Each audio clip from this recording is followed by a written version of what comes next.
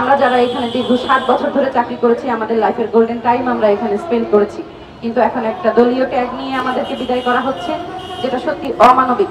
কারণ আমাদের আর অন্য কোথাও চাকরিতে যাওয়ার মতো এখন বয়স নেই। তো দিন শেষে এতগুলো শিক্ষিত, অভিজ্ঞ, কর্মদক্ষ মানুষকে সরকার কেন বেকার করবে? কেন এই অমানবিক সিদ্ধান্ত নেবে? যার প্রতিবাদ স্বরূপ আমরা আজকে থেকে 47 দিন আগে রাস্তায় এসেছিলাম, ভদ্রভাবে সরকারের দৃষ্টি আকর্ষণ করার চেষ্টা করেছি, কিন্তু কোনো ধরনের কোনো ব্যবস্থা সরকারের তরফ থেকে গ্রহণ করা হয় নাই। তাই আমরা আজকে সিদ্ধান্ত নিয়েছি, আমরা লং মার্চ টু সচিবালয় যাত্রা শুরু করব এখন, এবং 3 জন উপদেষ্টা মহোদয়কে আমাদের স্মারকলিপি প্রদান করব। বাংলাদেশের একমাত্র স্মার্ট সিটি বসুন্ধরা এখন আরো নিরাপদ, আধুনিকতায় আরো এক ধাপ এগিয়ে।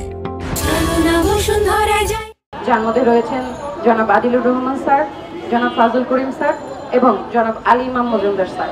এবং আমরা প্রত্যেকটা দপ্তরে প্রত্যেকটা মিনিস্ট্রিতে আমাদের এই স্মারকলিপি পৌঁছাবো, আমাদের আবেদন পৌঁছাবো, কারণ তারা প্রত্যেকেই আমাদের সম্পর্কে যতদূর জানি ভুল ধারণা নিয়ে আছেন।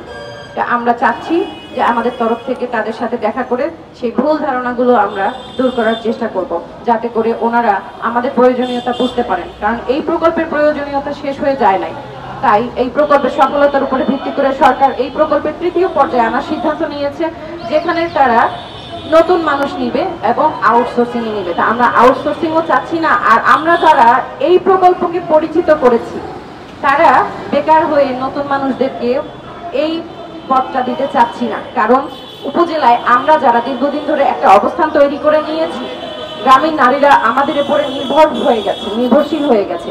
সুতরাং তারাও কিন্তু আমাদেরকে হারিয়ে তারাও বিপদে পড়বে। কারণ তাদের যা মুখস্থ যে একটা তথ্য দরকার, একটা সমস্যায় পড়েছি, কোথায় যেতে হবে, তথ্য আবার অফিসে যেতে হবে, তাহলে এই সমস্যাটার সমাধান হবে। তো শুধু যে আমরা 2000 পরিবার বিপদে পড়বো সেটাই না, আমাদের সাথে একই সাথে সেই গ্রামীণ নারীরা, কোটি কোটি গ্রামীণ নারীরা, পিছিয়ে পড়ার সুবিধা বঞ্চিত নারীরাও আমাদের সাথে একই সাথে সুবিধা বঞ্চিত হবে। সুতরাং আমরা সরকারের দৃষ্টি আকর্ষণ করছি, আমরা আপনাদের মাধ্যমে আমাদের মাননীয় প্রধান উপদেষ্টা মহোদয় এবং আমাদের উপদেষ্টা মহোদয় সহ সকল উপদেষ্টা মহোদয়দের দৃষ্টি আকর্ষণ করছি, আমাদের সমস্যার সমাধান করুন, আমাদের কথা শুনুন, আমাদের টিমের সাথে বসুন এবং আমাদের দাবিগুলো যৌক্তিক কি অযৌক্তিক আপনারা বিবেচনা করে আমাদের দ্রুত ব্যবস্থা গ্রহণ করে আমাদেরকে বাড়ি পাঠানোর ব্যবস্থা করুন, আমাদের কর্মস্থলে পাঠানোর ব্যবস্থা করুন, আমাদের সেই সেবাগ্রহীতা যারা দীর্ঘদিন ধরে আমাদের অপেক্ষায় আছে তাদেরকে সেবা প্রদান করার সুযোগ দিন।